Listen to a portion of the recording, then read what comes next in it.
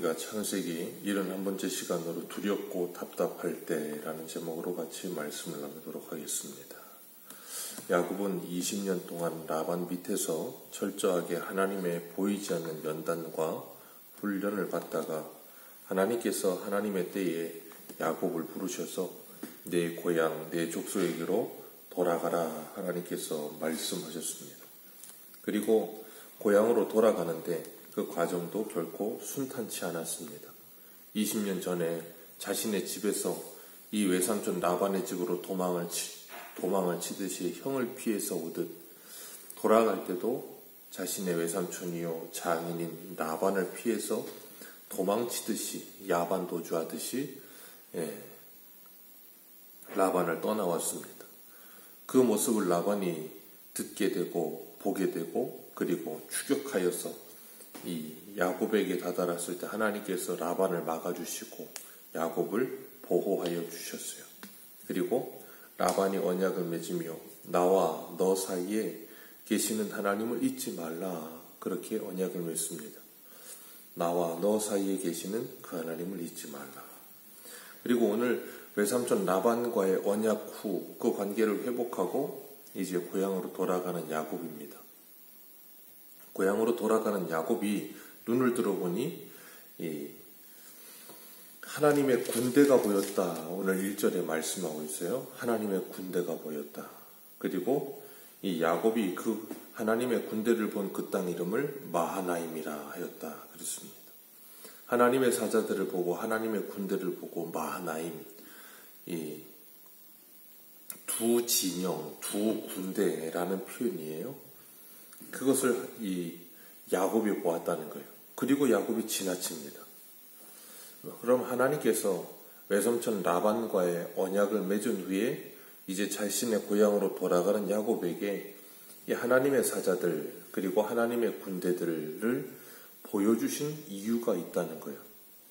하나님께서 왜 이것을 보여주고 계시는가 하면 전능하신 하나님, 20년 동안 라반에게서부터 너를 지키신 하나님, 그리고 너를 거기에서 이렇게 인도하여 내시는 그 하나님, 그 하나님께서 너와 함께하고 계신다는 거예요.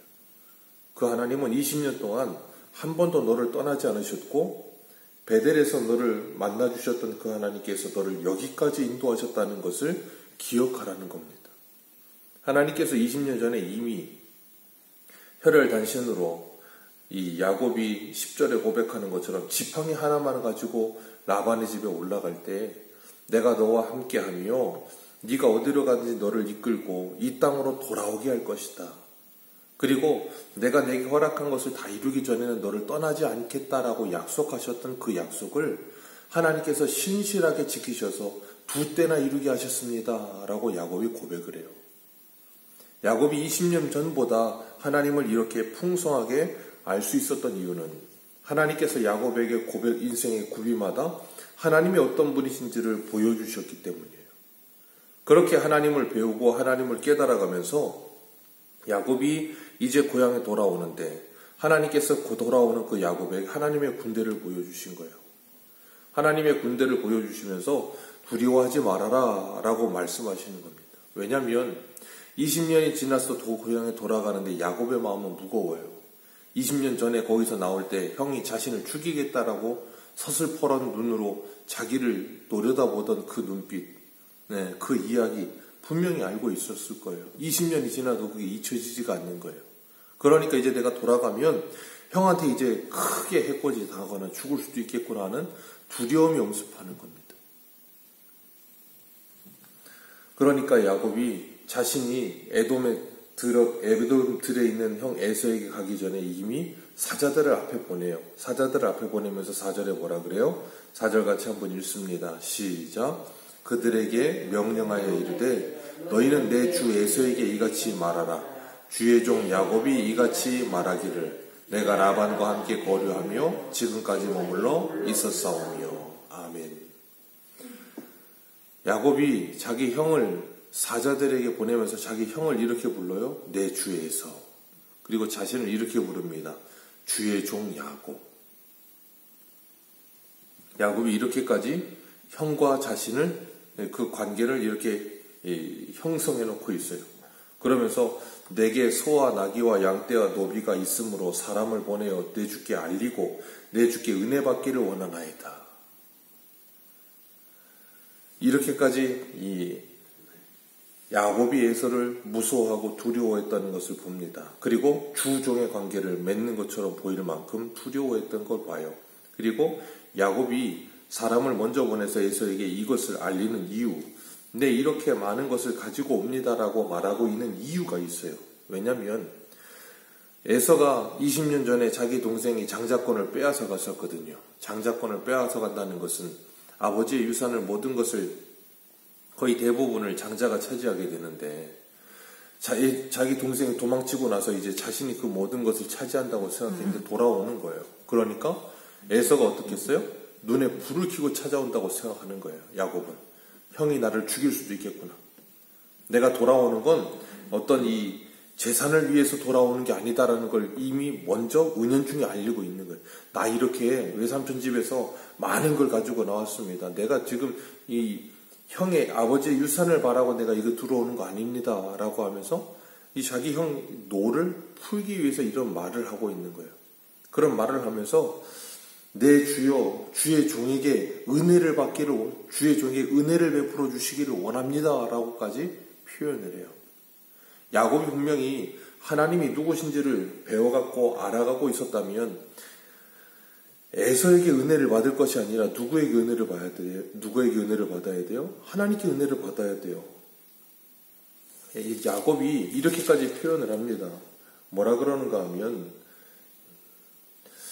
이 12절 말씀 같이 한번 읽겠습니다. 12절입니다. 같이 읽겠습니다. 시작. 주께서 말씀하시기를 내가 반드시 내게 은혜를 베풀어 내 씨로 바다에 셀 수 없는 모래같이 많게 하리라 하셨나이다. 야곱이 하나님께서 자기에게 했던 말씀을 기억하고 있어요. 그리고 하나님께 기도하면서 이렇게 기도하고 있는 거예요. 하나님, 내게 반드시 은혜를 베풀어. 하나님이 나에게 반드시 은혜를 베풀어 주신다고 하지 않았습니까? 아브라함과 이삭에게 말씀하셨던 그 씨로 바다에 셀 수 없는 모래같이 하늘의 별과 같이 많아지게 하시겠다고 약속하지 않으셨습니까? 그러면 이런 이 하나님의 말씀을 받았다면 야곱이 뭐 하면 되냐면 하나님께 기도하면 돼요. 그런데 그게 아니고 뭐 하고 있냐면 형 에서에게 내 주여 주의 종에게 은혜를 베풀어 주옵소서라고 이야기하면서 사람을 보내고 있는 거예요. 왜 그럴까요? 이유는 하나죠. 형이 무서우니까요. 형이 자기를 죽일 거라는 생각 때문에 두려워서 하나님을 생각하기보다는 형을 먼저 생각하는 거예요. 왜냐하면 하나님께서 이미 1절과 2절에 야곱에게 뭔가 이 복선을 깔아줬어요.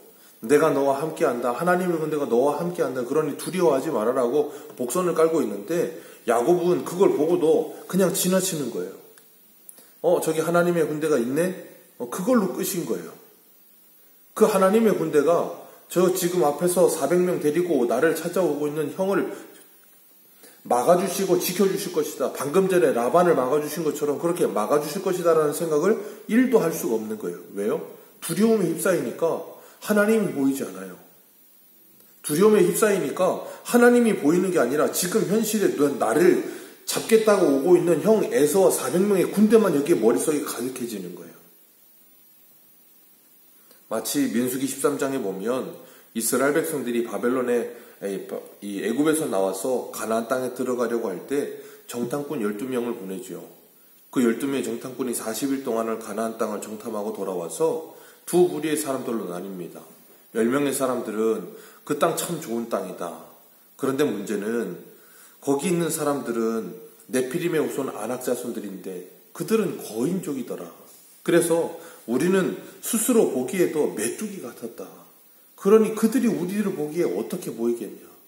우리 보기에도 스스로 메뚜기 같은데 그들은 거인이고 그러니 그들이 우리를 볼 때 얼마나 하찮게 보겠느냐는 거예요. 이게 현실이죠. 자기를 향해 400명을 이끌고 찾아오는 형 에서의 모습을 보는 게 자기 사자들을 통해서 듣는 게 현실인 것처럼 현실은 그거예요.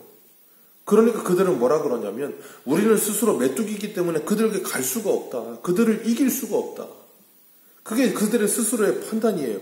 현실을 보고서는 그 안악자손 거인족 속에게 그냥 기에서 눌러버린 거예요. 주눅 들어버린 거예요. 주눅 들어버리고 두려움이 찾아오니까 아무것도 할 수 없어요. 갈 수 없는 거예요. 그냥 애굽으로 돌아가자요. 그냥 결론은. 근데 여호수아 갈렙은 뭐라 그럽니까? 분명히 그건 현실이에요. 그런데 그 현실에 안악자손 거인족속 너머에 하나님이 계신다는 걸 믿는 거예요. 그 하나님이 허락하시면 그 안악자손을 이길 수 있다는 거예요. 우리가 이기는 게 아니라 하나님이 이기게 하신다는 거예요. 그게 약할 때 강함 되시는 하나님을 믿는 믿음이죠. 그런데 거의 대부분의 사람들은 그 하나님을 믿기보다는 눈에 보이는 안악자손을 믿어요. 사울도 블레셋과 일평생 전쟁이 있는 동안에 힘 있는 사람, 용맹한 사람만 보면 불러 모았어요. 왜요? 그들이 자신을 전쟁에서부터 이기게 해줄 거라고 생각했어요. 근데 골리앗 앞에 오니까 다 무용지물이 돼요. 그 골리앗을 이기는 사람은 하나님을 의지하는 다윗 한 사람밖에 없어요. 하나님께서는 성경을 통해서 우리에게 계속해서 창세기에서부터 계시록까지 뭘 보여주시는가 하면 하나님을 두려워하고 하나님을 경외하는 사람은 사람을 두려워하지 않아요. 그런데 하나님을 두려워하지 않는 사람은 사람을 두려워하며 삽니다. 야곱은 아직까지 사람만 두려워하며 살아요. 라반을 두려워하며 살았고요. 형 에서를 두려워하며 살았고요. 20년이 지나도 형 에서를 두려워하며 살아요. 하나님의 군대를 자기 눈앞에 보여주셨는데도 불구하고 그 하나님의 군대를 보면서도 에서를 두려워해요. 그게 야곱의 현실이에요. 그리고 오늘 우리의 현실입니다. 그런데 하나님은 그 야곱을 책망하지 않으세요.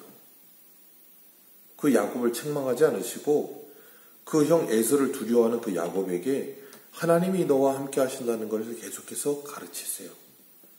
그리고 하나님이 나와 함께 하신다는 걸 정말로 신뢰하게 되어질 때 우리의 눈이 어떻게 돼요? 변화가 일어나는 거예요. 죽을 만큼 두려워하는 그 야곱. 그래서 7절에 자기를 향해서 400명의 군사를 이끌고 온다는 형의 말을 듣고 나서 심히 두렵고 답답하여. 그런 표현을 하고 있는 그 야곱에게 확신을 주시는 거예요. 내가 너와 함께 한다. 걱정하지 말아라. 우리에게 그것을 깨닫게 하시는 거예요. 그런데 그렇게 될 때까지는 시간이 필요해요. 이거 이렇게 말한다고 해서 그냥 갑자기 그렇게 그게 믿어지는 게 아니거든요. 하나님께서 은혜를 베풀어 주셔야 되는 일이에요. 천지를 창조하신 하나님이 내 아버지 되신다? 네, 알아요. 지식적으로 압니다. 그거 성경을 읽으면서 그것도 모르면 그건 사람이 아니죠. 압니다. 그런데 문제는 눈앞에 벌어지고 있는 현실 앞에서는 그것이 한순간에 무너져 내린다는 거예요. 네, 그걸 통해서 하나님은 뭘 하시는가 하면 나의 믿음 없음을 깨닫게 하시고 하나님만을 바라볼 수 있도록 우리를 뭐 하세요? 계속해서 양육하고 계시는 거예요. 그게. 우리의 실체를 드러내시면서 야곱의 실체를 드러내시면서 내가 얼마나 안타까운 모습인지를 보게 하시고 그 하나님을 의지할 수밖에 없구나 하는 걸 깨닫게 하시는 거예요. 그래서 야곱이 할 수 있는 건 하나밖에 없어요. 뭐예요? 자기 이 모든 재산을 두 떼로 나누고 형 에서가 와서 한 떼를 치면 한 떼라도 내가 지키리라. 그런 인간적인 생각을 가지고 그렇게 모든 걸 해결하려고 합니다. 그러면서 뭐라 그러는가 하면 하나님께서 나를 내 족속에게 돌아가라 하지 않으셨습니까? 내게 은혜를 베풀리라 9절 말씀에 그렇게 말씀하지 않으셨습니까? 하나님께서 내 할아버지 아브라함과 이삭 아버지에게 그렇게 말씀하신 것처럼 하나님 하늘의 별같이 바다의 모래같이 많아지겠다라고 약속하지 않으셨습니까? 하나님 제발 그 언약을 이루어 주옵소서 하면서 야곱이 하나님께 기도해요. 야곱이 바단 아람 가서 20년 동안 외삼촌 밑에서 살면서 기도한 적 없어요. 근데 야곱이 지금 하나님께 기도합니다. 왜요? 발등에 불이 떨어졌거든요. 그게 야곱이고 그게 우리들이에요. 우리 앞에 발등에 불이 떨어지는 현실을 허락하시는 거예요. 그리고 그 일로 인해 하나님께 기도할 수밖에 없게 만드세요. 사방으로 막혀 있어도 하늘이 열려 있다는 걸 가르치시는 거죠. 하나님께서 우리들에게도 우리의 인생 속에 이 에서와 같은 사람을 만나게 하십니다. 그게 누구인지는 몰라요. 어떤 사람에게는 말 그대로 사람일 수 있고 어떤 사람에게는 돈일 수 있고 어떤 사람에게는 환경과 상황일 수 있고 그렇게 나를 둘러싸고 있는 것 같아서 내가 곧 망가질 것 같고 곧 망할 것 같은 그런 두려움 속에 휩싸일 때, 답답하고 괴로울 때 하나님께서 우리에게 하나님을 찾으라고 사인으로 주시는 거예요. 하나님께 기도하라고 하나님께서 그런 일들을 우리에게 주시는 거예요. 그리고 하나님께 기도할 때 하나님께서 우리들에게 확신 주십니다. 내가 너와 함께 하느니라. 다른 것 아니에요. 내가 너와 함께 하느니라. 그걸 우리에게 가르치시는 거예요. 그걸 우리가 정말로 신뢰하게 될 때 우리는 담대해지는 겁니다. 눈앞에 보이는 에서보다 크신 하나님, 그 하나님께서 에서를 통하여 우리가 하나님을 붙들게 만드세요. 마치 히스기야 왕이 사네립으로 인하여 하나님 앞에 기도하였을 때 네가 그 일로 인하여 나에게 기도하였도다 라고 하나님께서 말씀하셨던 것처럼, 하나님께서 그 일로 인하여 이사야와 히스기야가 하나님께 기도하였을 때 하나님 그 기도에 응답하시고 하루아침에 하나님의 천사를 보내어 18만 5천의 이 아수르 군대를 쓸어버리셨어요. 눈앞에 보이는 그 문제를 해결하셨어요. 왜요? 하나님이 누구신지를 가르치시려고. 하나님은 일평생 우리들이 이 땅을 살아가면서 하나님이 누구신지를 우리에게 성경을 통해서 읽으면서 알게 하시고, 내 삶 속에서 이 성경이 내 삶 속에서 체율되어서 내가 하나님을 경험적으로 알게끔 만드세요. 우리가 일평생 그거 배우는 겁니다. 하나님을 알아가는 거예요. 그 하나님을 알아가면서 하나님은 이런 하나님이시구나. 야곱이 일평생 자기의 삶을 통해서 하나님을 배워요. 오늘 우리들도 하나님이 그렇게 하나님을 배우게 하십니다. 그러기 위해 우리의 삶 속에 라반도 두시고요, 에서도 두시고요, 이 모든 현실을 가지고 하나님을 찾아가게끔 우리를 이끌고 계세요. 오늘도 그 하나님의 인도하심에 순종하시며, 때로는 내 현실이 심히 두렵고 답답할 때 사람이에요. 그래서 우리는 그런 마음이 듭니다. 하나님을 믿지만 그런 마음이 들어요. 그때 우리가 뭐예요? 하나님께 나와 야곱처럼 하나님의 언약을 붙들고 기도하는 거예요. 그때 하나님께서는 하나님의 일을 하실 줄로 믿습니다. 그 하나님을 신뢰하며 그 하나님을 경험하는 우리의 하루, 우리의 인생 되시기를 축복합니다. 기도하겠습니다.